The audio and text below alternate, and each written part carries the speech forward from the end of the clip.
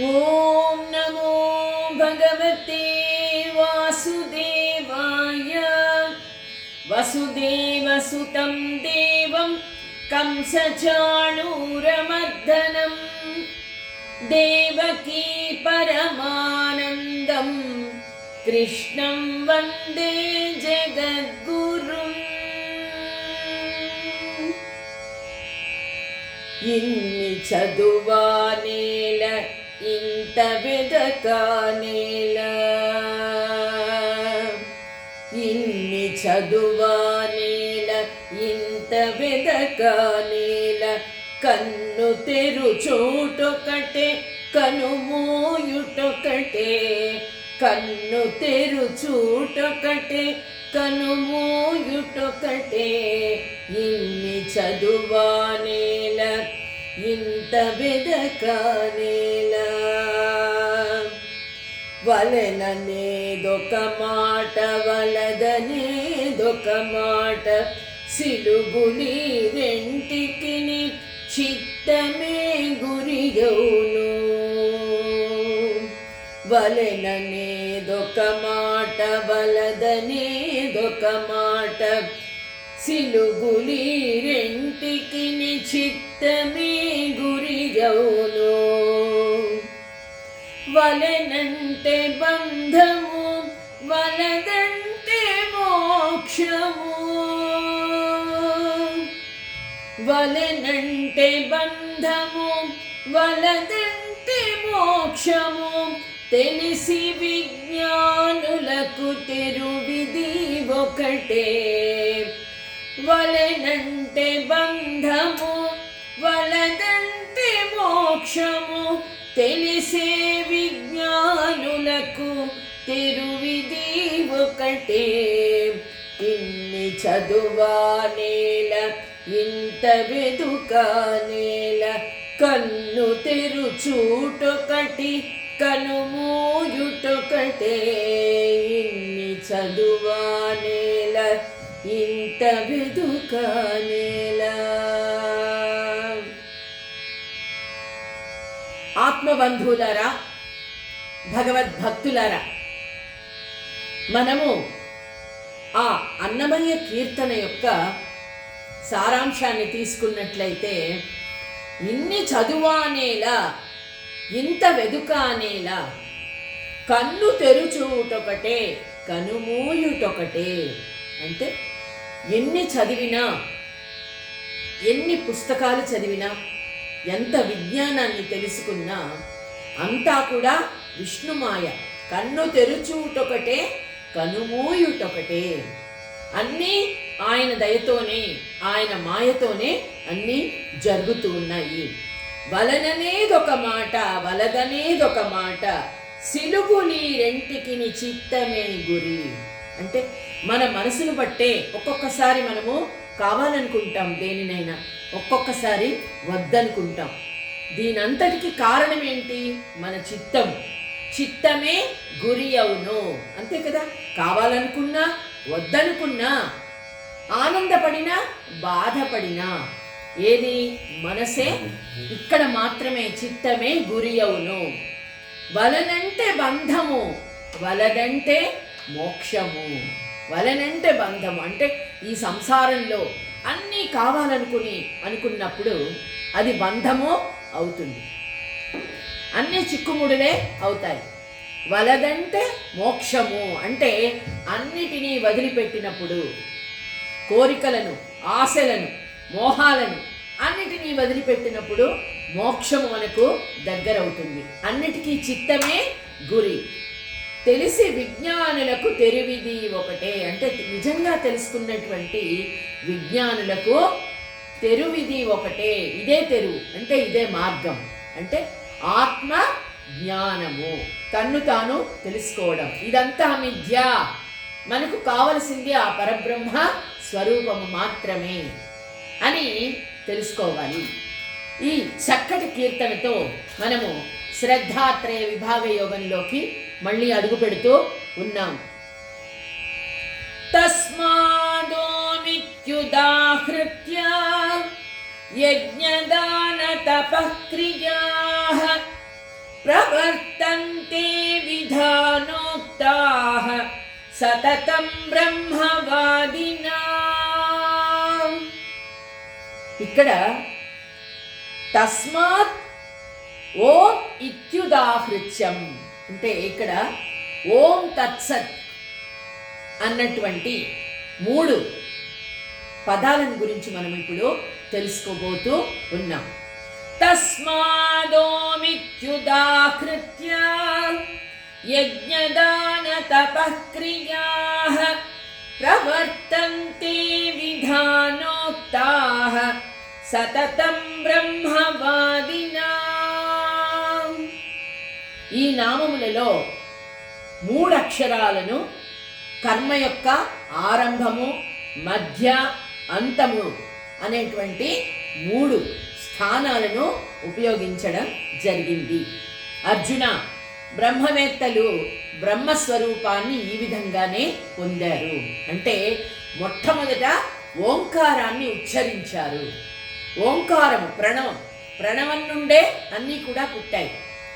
ఆ ప్రణవం నుండే మనం చెప్పుకున్నాం కదా, ఆదిశక్తి ప్రణవం నుండి ఉద్భవించింది, ఆమె త్రిమూర్తులను సృష్టించింది అని. ఆ ప్రణవాన్ని, బ్రహ్మజ్ఞానాన్ని తెలుసుకున్నటువంటి వాళ్ళు, బ్రహ్మతత్వజ్ఞులు ఓంకారాన్ని ఎప్పుడు కూడా జపిస్తారట. ఓం తత్ సత్, ఈ 3 పదాల గురించి మనం ఇప్పుడు తెలుసుకోబోతూ ఉన్నాం. ఓం అంటే ఆరంభంలో మొట్టమొదట ధ్యానంలో ఓంకారాన్ని ఉంచుకుంటారు. నిజంగా సత్వ జ్ఞానాన్ని కలిగినటువంటి వారు, బ్రహ్మస్వరూపులు అలాంటి వారు. అయితే దానిని స్పష్టంగా ఉచ్చరించడం వలన కర్మ మార్గంలో ప్రవృత్తులవుతారు.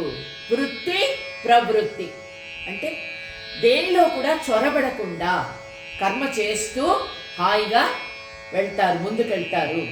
బ్రహ్మవేత్తలైన అటువంటి వారు తమ ఇష్టదేవతలను ఉద్దేశించి ధర్మం ద్వారా ఆర్జించినటువంటి అనేక ద్రవ్యాలను ఆ బ్రాహ్మణుల చేత అగ్నిలో ఆహుతి చేయిస్తారు. స్వాహ అంటాం కదా, ఆహుతి అంటే అగ్నిలో ధర్మ మార్గంలో సంపాదించినటువంటి ధనాన్ని యజ్ఞాలు, హోమాలు ఇవన్నీ కూడా చేస్తూ వాటిలో యజ్ఞంలో సమర్పిస్తారు బ్రహ్మవేత్తలైనటువంటి వారు. ఓంకారాన్ని మొట్టమొదట ఉచ్చరిస్తూ ధ్యానంలో నిమగ్నమవుతారు. అంటే చేసే కర్మలన్నీ కూడా నేను చేయటం లేదు, నేను నిమిత్త మాత్రుణ్ణి అన్నటువంటి భావంతో చేస్తారు. యజ్ఞాలు, హోమాలు ఇవన్నీ కూడా తన కోసమే కాకుండా అందరూ బాగుండాలి. మనం ఇంతకుముందు కూడా చెప్పుకున్నాం, చక్కటి వర్షాలు పడాలి, వానలు పడి భూములన్నీ కూడా, పంటలన్నీ పచ్చగా పండాలి, అందరికీ ఆహారం సమకూడాలి, ప్రజలందరూ కూడా ధర్మ మార్గంలో నడవాలి. ఇలాంటి ఉద్దేశంతో చేస్తారు. అదేవిధంగా వారు శాస్త్రోక్త విధులను అనుసరించి ఆహవనీయాది అగ్నిత్రయమున త్రిసమయములందును ఆహుతియునర్చి యజ్ఞకర్మలను ఆచరింతురు. 3 సమయాల్లో కూడా ఉపనయనం అయినటువంటి వారు మనకు తెలుసు. ఆ గాయత్రి మంత్రాన్ని ఉచ్చరిస్తూ ఆ యజ్ఞ కర్మలు అన్నీ కూడా, యజ్ఞాది కర్మలు రోజు కూడా మనము చేసేటువంటి కర్మలు సక్రమంగా నిర్వహిస్తారట. అదేవిధంగా యజ్ఞకర్మలను ఆచరిస్తూ ఈ మాయాజనిత సంసార మోహాన్ని త్యజిస్తారు. మనం చెప్పుకున్నాం కదా, ఆ యజ్ఞ దాన తపక్రియ తస్మాదోమిత్యుదాహృత్య యజ్ఞ దాన తపక్రియాః అంటే తమకున్న దానిలో ఎవరికైనా దానం చేయడానికి వెనుకాడరు. చక్కగా అంటే దాన్ని కూడా ధర్మంగా సంపాదిస్తారు. ధనాన్ని కూడా ధర్మంగా సంపాదించినటువంటి ధనాన్ని సత్పురుషులు మంచి కార్యక్రమాలకు వినియోగిస్తారు. యజ్ఞయాగాది కర్మలకు ఉపయోగిస్తారు. అంతేకాకుండా దాన ధర్మాలు చేస్తారు. అది కూడా పాత్ర నెరిగి దానము చేస్తారు. మనం ఇంతకుముందు కూడా చెప్పుకున్నాం. ఎవరికి ఏది లేదో దానినే దానంగా సమర్పించాలి. అప్పుడే ఆ దానానికి చాలా ఉపయోగం. మనం చేసినందుకు దానికి చక్కటి సాధికారత చేకూరుతుంది. అయితే అంతేకాదు, అట్లాంటి వారు ఆహారము తీసుకోవడానికి ఎక్కువ ప్రాధాన్యత ఇవ్వరు. అంటే ఆహారం తీసుకోవాలి, అన్ని రకాలు కూడా మనము భుజించాలి, కానీ బ్రతకడానికి మాత్రమే ఆహారాన్ని తినాలి, తినడానికి బ్రతకకూడదు. అట్లా ఉంటారట బ్రహ్మవేత్తలు. ఎప్పుడు కూడా ఏకభుక్తం, ఒకే పూట భోంచేస్తూ, అంటే కడుపు నిండా ఒకసారి భోంచేస్తూ, రాత్రిపూట సాధారణంగా తక్కువ ఆహారాన్ని తీసుకుంటూ, పళ్ళు ఫలాలు తీసుకుని తింటూ, ఈ విధంగా చాంద్రాయణాది వ్రతములను ఆచరిస్తారు. యజ్ఞము, దానము, తపస్సు, ఈ 3 విధాలైనటువంటి ఇవి సంసార సంబంధమైన కర్మలను చక్కగా బంధనాలు కాకుండా కాపాడతాయి. అదే కృష్ణుడు ఇక్కడ చెప్తున్నాడు భగవద్గీతలో. యజ్ఞ, దాన, తపస్సు, ఈ 3 కూడా మనం చేసేటువంటి యజ్ఞము అంటే హోమాలు యజ్ఞాలు మాత్రమే కాదు, మంచి కార్యక్రమాలు, ఆధ్యాత్మిక కార్యక్రమాలే కావచ్చు, ఇతరులకు మేలు చేసే కార్యక్రమాలు కావచ్చు. దానాలు, పాత్ర నెరిగి ఎవరికి అంటే భూతదయ, ఎవరికి ఏది లేదో అదే సేవ, నారాయణ సేవ. సత్యసాయి భక్తులు చేస్తారు నారాయణ సేవ. అంటే ఆ నారాయణుడు ప్రతి ఒక్కరిలో ఉంటాడు. ఇక్కడ హృదయంలో ఆయన అంతర్యామిగా ఉంటాడు. ఆత్మ పరమాత్మ ఈ రెండిటికి భేదమే లేదు అనుకున్నప్పుడు ప్రతి మనిషిలో భగవంతుణ్ణి చూడగలిగినటువంటి వారికి మాత్రమే, అంటే మానవ సేవే మాధవ సేవ. మాధవుడు సంతృప్తి పడతాడట మనం చేసేటువంటి సేవ వలన, దాన ధర్మాల వలన. ఆ విధంగా దానం చేస్తారు. అంతేకాదు, స్థలమున జడములుగా తోచడి కర్రలు మొదలైన వాటి సహాయము వల్లనే మనము నీటి మీద ఈదుతాం కదా. ఎంతో ప్రవహించేటువంటి నీటిలో మరి కర్రలు, అవి అంటే పడవలు తయారు చేస్తారు కర్రలతో. వాటికి ప్రాణం ఉందా? లేదు కదా. ప్రాణం లేనటువంటి ఒక కర్రలతో చేసినటువంటి పడవల సహాయంతో మనము ప్రయాణం చేస్తాం కదా. అదేవిధంగా ఈ నామ సహాయము వలన లోకులు ఈ బంధాల నుండి, కర్మల నుండి విముక్తిని పొందుతారు. కాబట్టి నారాయణ సేవ చేస్తారు వారు, అటువంటి వారు అని చెప్తూ ఉన్నాడు. ప్రవర్తంతే విధానోక్తాః సతతం బ్రహ్మవాదినాం. ఈ 3 రకాలైనటువంటి యజ్ఞ, దాన, తపస్కర్మలు ద్వారా వారు విముక్తిని పొందుతారు, కర్మల నుండి విముక్తిని పొందుతారు. ఇక ఈ కర్మల ఫలానికి కొద్దిగా సమీపానికి చేరినట్లయితే ఓం చెప్పుకున్నాం మనం. ఇప్పుడు తత్ శబ్ద ప్రయోగము జరుగుతుంది. అదేమిటి? తదిత్యనభిసంధాయ ఫలం యజ్ఞ తపక్రియాః దానక్రియాశ్చ వివిధాః క్రియంతే మోక్షకాంక్షిభిః. తత్, ఆ తత్ అంటే ఏంటి? అదే పరబ్రహ్మ స్వరూపం. మనకేది కావాలి, ఏ వస్తువు కావాలి, నిజమైన వస్తువు ఏమిటి అనేది తత్. ఏ పరబ్రహ్మము అనేటువంటి వస్తువు సమస్త మాయాజనిత సంసారానికి అతీతమైనది ఆ పరబ్రహ్మ తత్వం. అదే దాన్ని తెలుసుకోవడానికే మనము భగవద్గీతను నిత్యము కూడా పారాయణ చెయ్యాలి. అన్ని యోగాలను కూడా నిత్యము అభ్యసించినట్లయితే అసలు పరబ్రహ్మ తత్వం అంటే ఏంటి మనం చెప్పుకున్నాం. ఆత్మజ్ఞానము మొట్టమొదట అవసరము. ఆత్మ విచక్షణ మనకు భగవంతుడు ఇచ్చాడు. జంతువులకు ప్రాణము ఉండి ఆలోచించలేనటువంటివి నోరు లేని జీవాలు. కానీ మనకు భగవంతుడు నోరిచ్చాడు, మాట్లాడే శక్తి ఇచ్చాడు, ఆలోచించేటువంటి శక్తి, ఆలోచన శక్తి ఇచ్చాడు. ఆ విచక్షణ జ్ఞానాన్ని ఉపయోగించి అసలు నేనెవరు, ఈ స్వరూపం ఏమిటి, ఆత్మ అంటే ఏమిటి, పరమాత్మ అంటే ఎవరు, పరబ్రహ్మ తత్వం అంటే ఏమిటి, మనం దేన్ని తెలుసుకోవాలి అన్నటువంటి ఈ పరబ్రహ్మ వస్తువు గురించి చెప్తున్నాడు. తదిత్యనభిసంధాయ ఫలం యజ్ఞ తపక్రియాః అంటే ఏది తత్ అంటే అదే ఆ శబ్దము చేత దర్శింపబడుతుందో అది అన్నింటికీ మూల కారణము. ఆది మూలమే మాకు అంగరక్ష అని శ్రీదేవుడే మాకు జీవరక్ష, మాకు అంగరక్ష, మాకు జీవరక్ష అని అన్నమయ్య రాసినట్లుగా ఆది మూలము ఆయన పరబ్రహ్మ స్వరూపము, అది కారణము.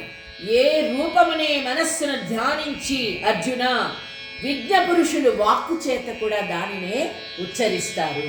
యద్భావం తద్భవతి అంటే ఇక్కడ మనం ఏ భావంతో ఉంటామో అదే మనకు వాక్కు ద్వారా బయటికి వస్తుంది. మనం మనస వాచ కర్మణ, మన మనసులో ఉన్నదే వాక్కు రూపంతో వస్తుంది, అదే కర్మగా కూడా మనము ఆచరిస్తాం. కాబట్టి ఇక్కడ విజ్ఞ పురుషులు తత్ అనేటువంటి పరబ్రహ్మ స్వరూపాన్ని తెలుసుకోవడానికి ప్రయత్నం చేస్తారు. అదే ఎప్పుడు చెప్తూ ఉంటారు, ఆ వాక్కులో కూడా అదే వస్తుంది. ఈ కర్మలన్నీ ఏం చేస్తారు, తత్రూపియకు బ్రహ్మకు సమర్పణ చేస్తారు. అందుకే బ్రహ్మార్పణం బ్రహ్మహవిః బ్రహ్మజ్ఞౌ బ్రహ్మణాహుతం బ్రహ్మైవ తేన గంతవ్యం బ్రహ్మ కర్మ సమాధిన. మనం చేసేటువంటి కర్మలన్నీ కూడా ఆ స్వామికి సమర్పిస్తూ ఉన్నాం, ఆత్మ సమర్పణ చేస్తూ ఉన్నాం. మన ఆత్మను పూర్తిగా ఆ భగవంతుడి చరణాల దగ్గర సమర్పణ చేస్తూ ఉన్నాం. ఆ విధంగా చేస్తారు ఎవరు, సత్పురుషులు అన్నటువంటి వారు. కర్మలన్నీ చేస్తారు, కానీ ఆ కర్మల ఫలితాన్ని ఆశించకూడదు అని భగవంతుడు మనకు చెప్పాడు. కర్మణ్యేవాధికారస్తే మా ఫలేషు కదాచన మా కర్మ ఫల హేతుర్భూః మాతే సంగోస్త్వ కర్మణి అని కృష్ణుడు చెప్పాడు. కాబట్టి సమస్త కర్మలను ఏం చేస్తారు వాళ్ళు అంటే భగవంతుడి పాదాల దగ్గర సమర్పిస్తారు. ఆ విధంగా కర్మ ఫలాల నుండి నా మమ సంప్రదతే న మమ అని చెప్తారు మనకు పూజ చేయించినప్పుడు. అంటే అన్ని కర్మలను చేస్తూ ఆ కర్మల యొక్క ఫలాన్ని స్వామి నీకే సమర్పిస్తూ ఉన్నాము అని. ఇక్కడ ఓంకారం చేత ఆరంభింపబడి తత్కారము చే బ్రహ్మార్పణము ఓనర్చిన తరువాత ఈ బ్రహ్మరూపాన్ని కర్మలు పొందుతాయట. మనం ఓంకారం గురించి చెప్పుకున్నాం ముందు. తత్ అని ఇక్కడ బ్రహ్మార్పణం చేస్తున్నాం, చేసిన తర్వాత కర్మలు ఏమవుతాయి, బ్రహ్మరూపాన్ని పొందుతాయట. అంటే బయటికి చూడడానికి మాత్రం కర్మలుగా కనిపిస్తాయి, కానీ కర్తకు కర్తృత్వాభిమానము వలన ఏర్పడి ద్వైత భావం మాత్రం పోదు. మనం అన్ని బ్రహ్మార్పణం అని అంటూ ఉంటాం, కానీ మళ్ళీ అన్నీ నేనే చేశాను, ఇది ఈ విధంగా చేశాను, ఈ కర్మ ఈ విధంగా చేశాను, ఈ పూజ ఈ విధంగా చేశాను అని కర్తృత్వ భావాన్ని మాత్రము ఒక్కొక్కసారి విడిచిపెడతాము, ఒక్కొక్కసారి విడిచిపెట్టలేము. అదే ద్వైత భావం. అది మాత్రము కర్తకు పోనే పోదు. పూర్తిగా పోయింది అంటే అతడు నిజంగా జ్ఞాని అని అర్థం. ఆ విధంగా పోదు. ఉప్పు నీటిలో కరిగిపోతే ఆ ఉప్పు యొక్క రుచి పోతుందా? నీటికి ఉప్పగానే ఉంటుంది. అంటే ఉప్పు యొక్క రుచి మాత్రము ఆ విధంగానే ఉంటుంది, ఉప్పు కరిగిపోతుంది. కానీ అదేవిధంగా కర్మలను బ్రహ్మార్పణం చేశాం కదా అని అనుకున్న కర్తలో ఎప్పుడు కూడా ద్వైత భావం నిలిచే ఉంటుంది.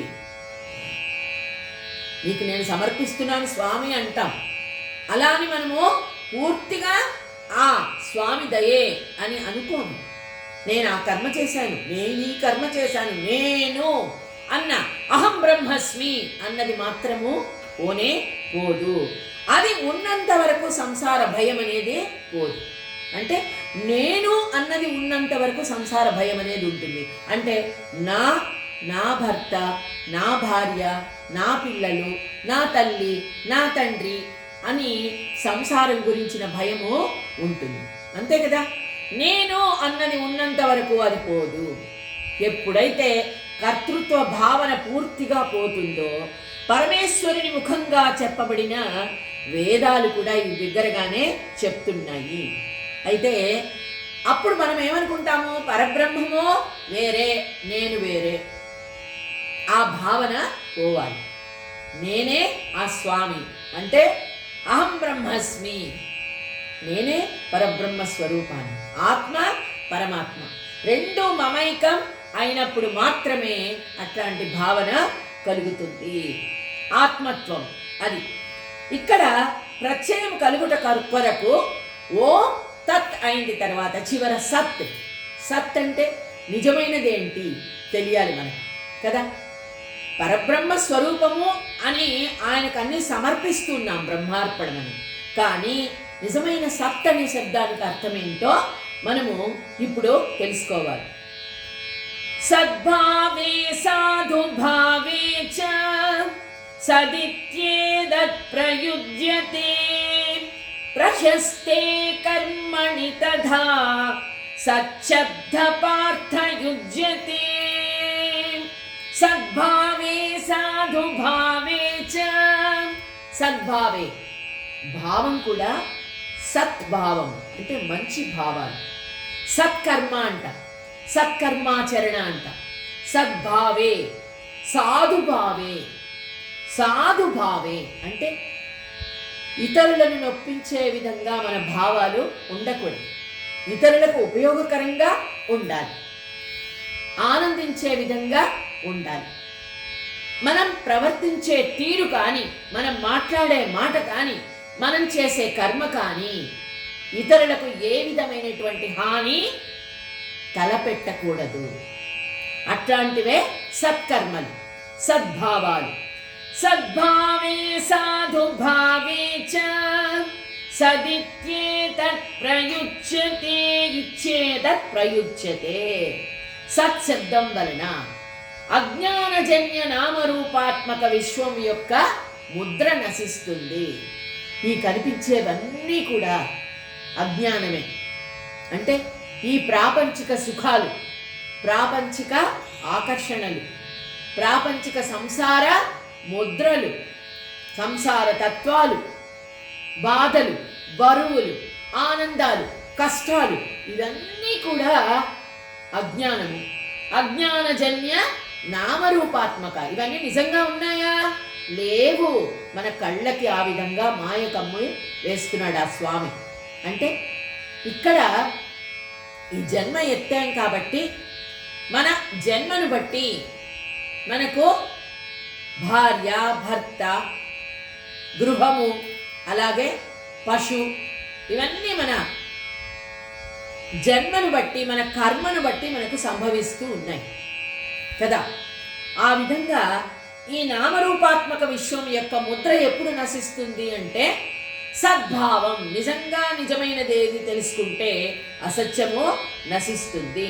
సత్ తత్వరూపియగు సువర్ణము యొక్క వాస్తవికము, నిర్దోషమునకు రూపము వ్యక్తమగును.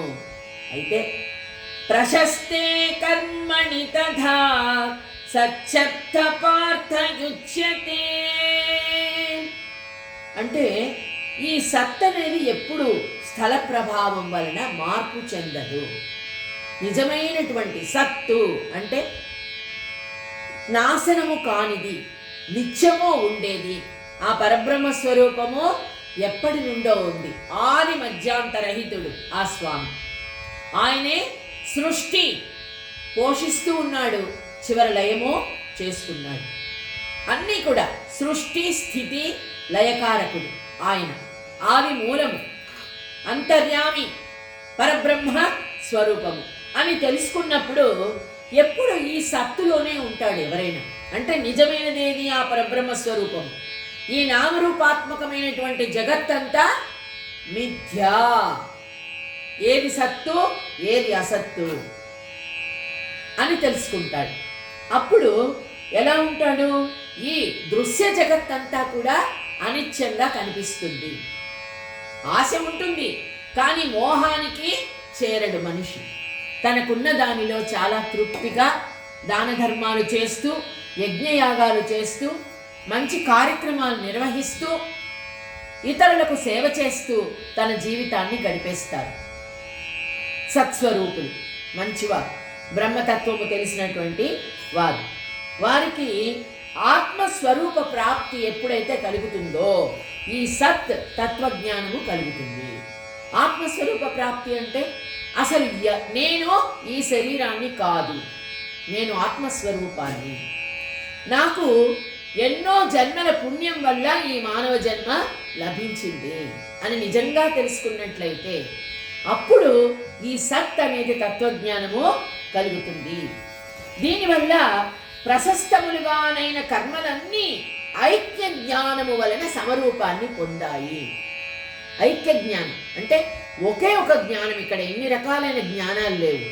నాకు అది తెలుసు, నాకు ఇది తెలుసు అన్నటువంటి అహంకారము నశిస్తుంది. అసలు నేను అన్న పదార్థము లేదు.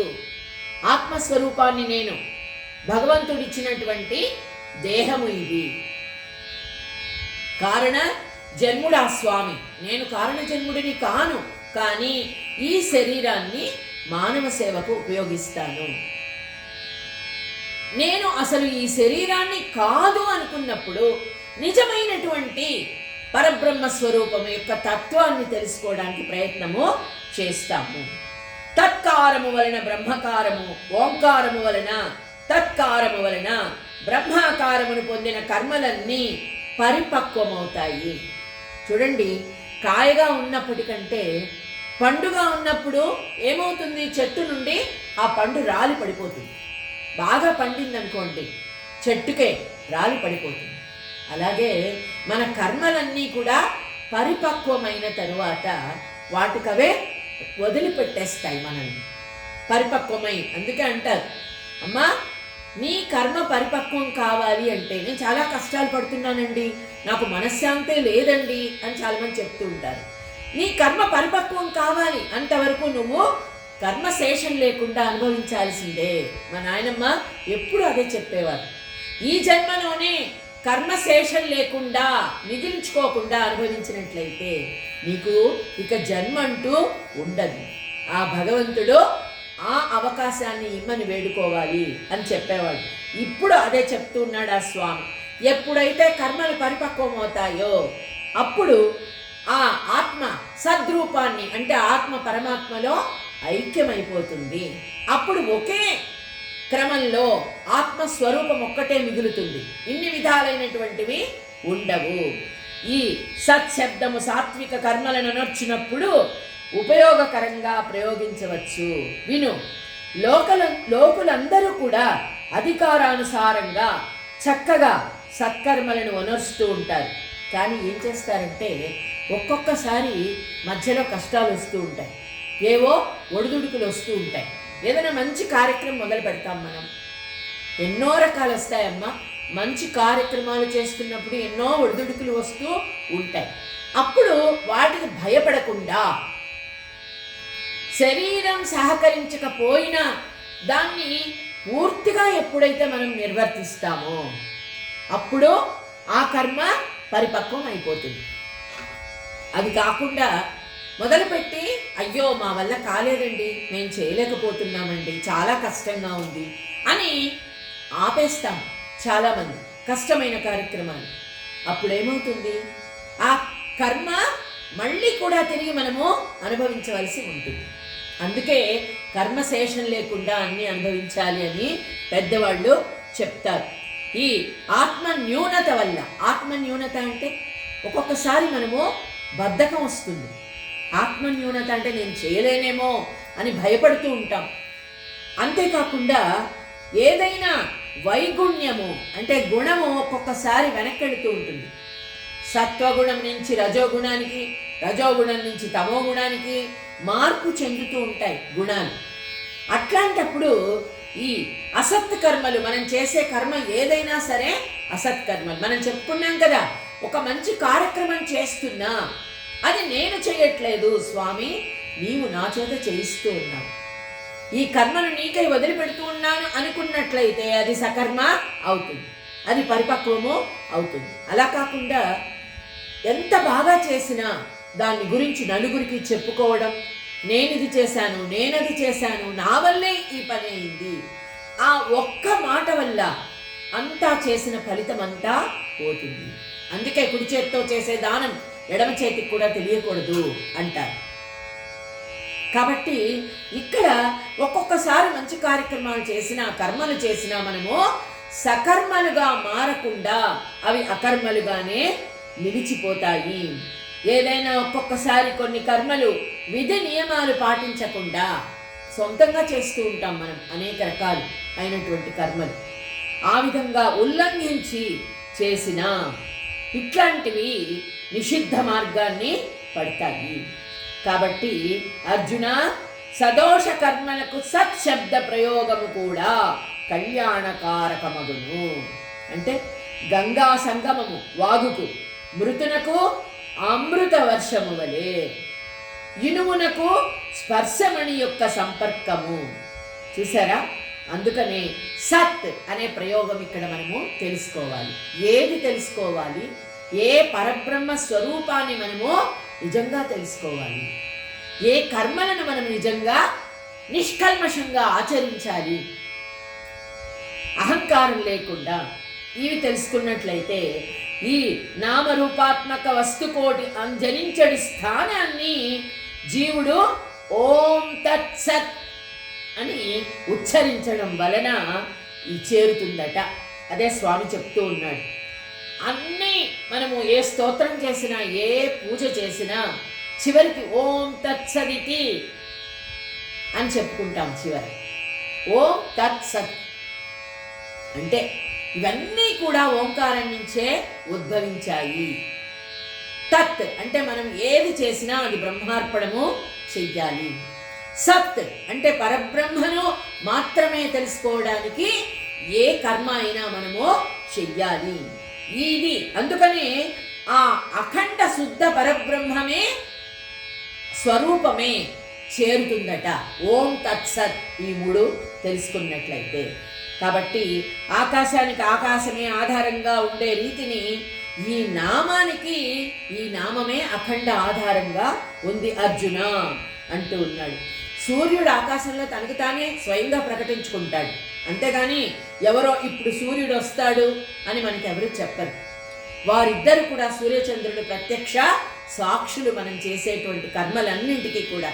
అందుకనే ఎవరు చూడలేదని అనుకోకు, ప్రత్యక్ష సాక్షులు నువ్వు చేసేటువంటి కర్మలన్నింటినీ కూడా పైనుంచి చూస్తూ ఉంటారు ఆ భగవంతుడు. అందుకే వారిని నియమించాడు, సూర్యచంద్రులను. కాబట్టి మనము వారిని దృష్టిలో పెట్టుకుని మనం చేసే కర్మలన్నీ కూడా సత్కర్మలు చేస్తూ ఆ తత్ అనేటువంటి ఆ పదాన్ని, అంటే అన్ని బ్రహ్మార్పణంగా ఆయనకు సమర్పిస్తూ ఓంకారాన్ని, ప్రణవాన్ని ఉచ్చరిస్తూ మన జన్మను సార్థకం చేసుకుందాం. ఓం శ్రీకృష్ణ పరబ్రహ్మణే నమః.